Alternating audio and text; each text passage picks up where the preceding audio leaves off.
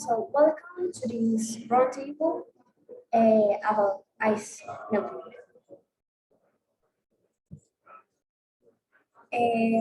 My name is Maria Clara Zapata, and today I'm going to be the moderator. And here we have the expositors. Victoria Zavala, who is an environmentalist, Diego Rodriguez, a biologist, David Torres, an ecology expert, Fabio Valenzuela as a global warming expert. So now each exhibitor is going to present himself.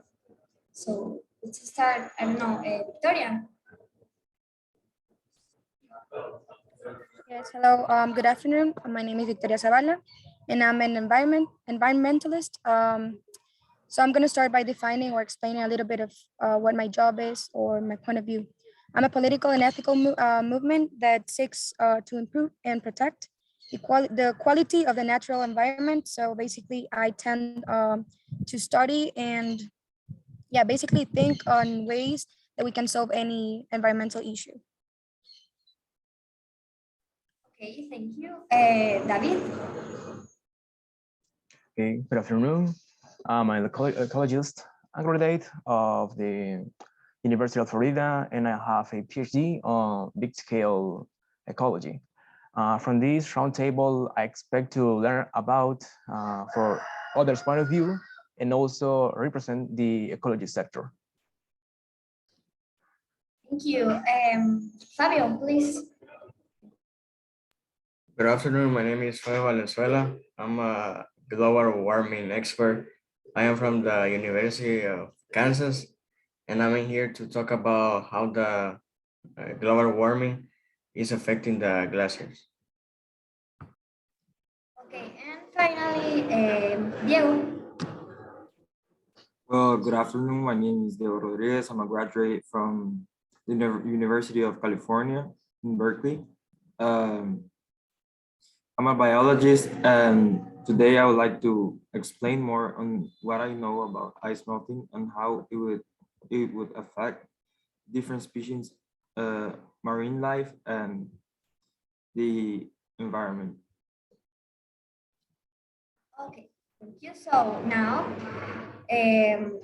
we're going to talk about some topics about ice melting. So we're going to do some questions and you're going to answer it. So let's start. The first topic is from your profession, what is ice melting? Who wants to start?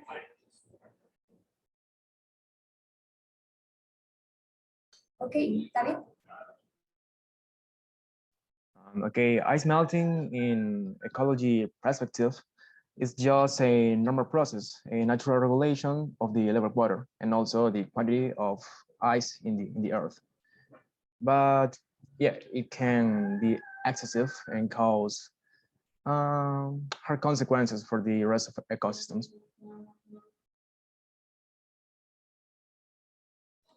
Thank you. Who's next?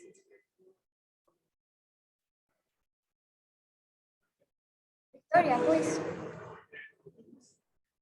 Okay, so as I said before, I'm an environmentalist, and basically, I just tend a need to look for ways of solving these problems, and because they're harmful for our health, environmental health.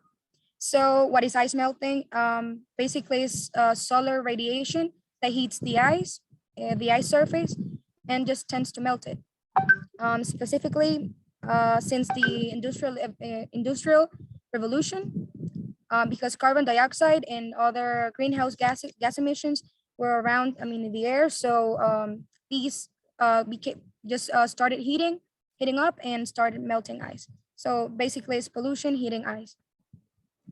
Thank you. Diego.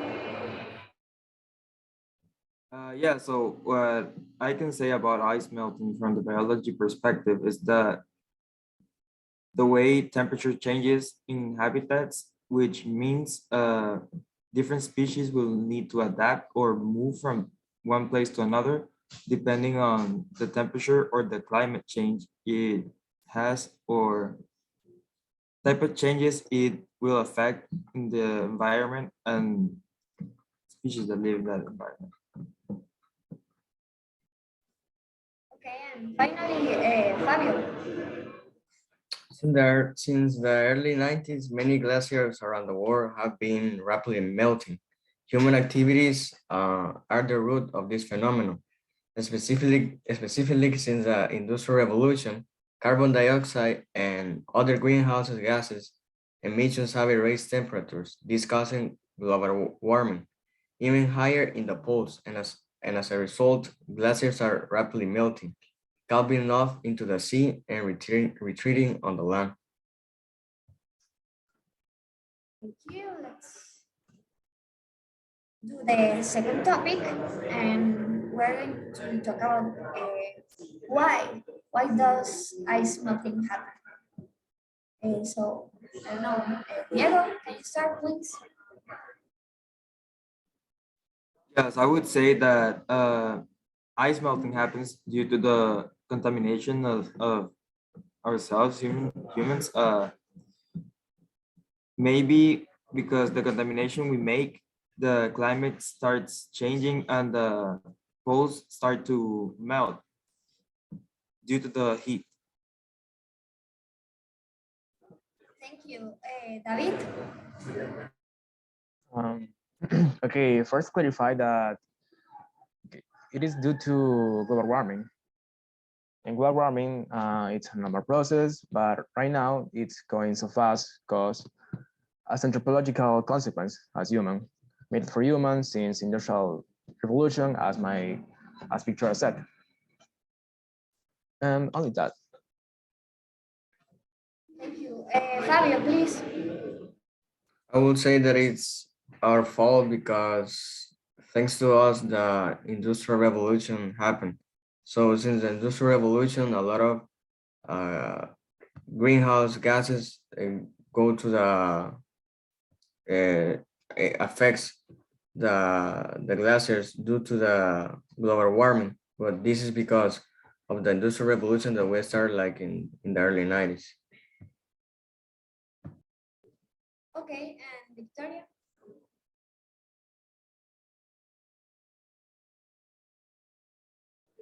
Victoria, please. Okay, as Fabio said, and I think David too. So this is caused mainly by us, by all the carbon dioxide around the air. So as I said before, it started all in the Industrial Revolution because, I mean, we have a lot of carbon dioxide, and also because of all the forest being fired up, and like being in the poles, and yeah, the poles, temperature, assuming that the temperature in water is the same as the temperature in the air, the ice melts faster in water because the molecules in the water are more tightly packed than the molecules in the air. So yeah, it basically melts faster in water, and all the ice on the land, because of melting, it's gaining more water in the ocean. Okay, thank you. So here we have a graphic to illustrate the public. And now we have the third topic. And it is what are the short and long-term consequences. So I don't know, maybe Fabio, please.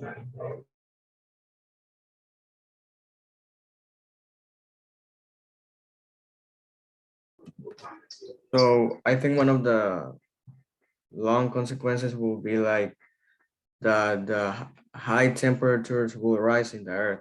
For example, due because the glaciers are like our refrigerator on the earth. So when the glaciers are like leaving, if we could say like that, more high temperatures will be on the earth and there will be like no winter and just high temperature.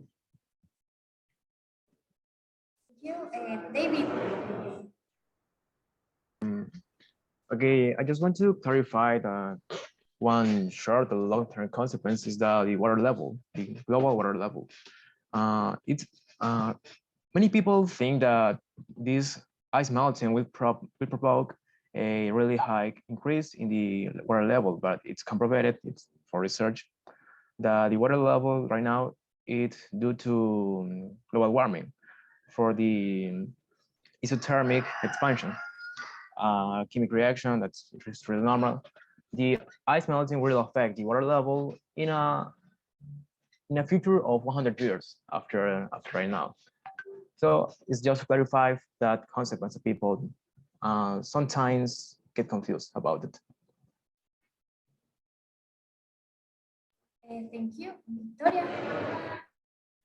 Okay, so being brief, short term is water level increasing, which is nowadays or in the future would cause floods. And as a long term, I have darker patches of water start to emerge, eliminating the effect that previously cooled the poles and creating warmer air temperatures. Okay, thank you. And Diego. So what I like to mention about this is the animals and the biology that is at risk. As you can see in the chart, 60% of marine life could be in danger by the melting of the poles, and 40% of mammals that live in the north and the south pole are in danger. And as Victoria said, floods are very dangerous for countries and for cities that are like in the coast. So it's very dangerous for the ecosystem and the animals and habitats that are in those places. So, thank you. Here we have the references. And, well, as a conclusion of this roundtable today, and thanks to the presenters for the important and interesting opinions, we have that this is an issue that interests us all. It is a global problem for which we have to take action. There are very skilled professionals like those we heard today that provide information that put together create solutions and make movements and not only stop the ice melting, but all the environmental problems that occur today. So thank you and bye. Thank you.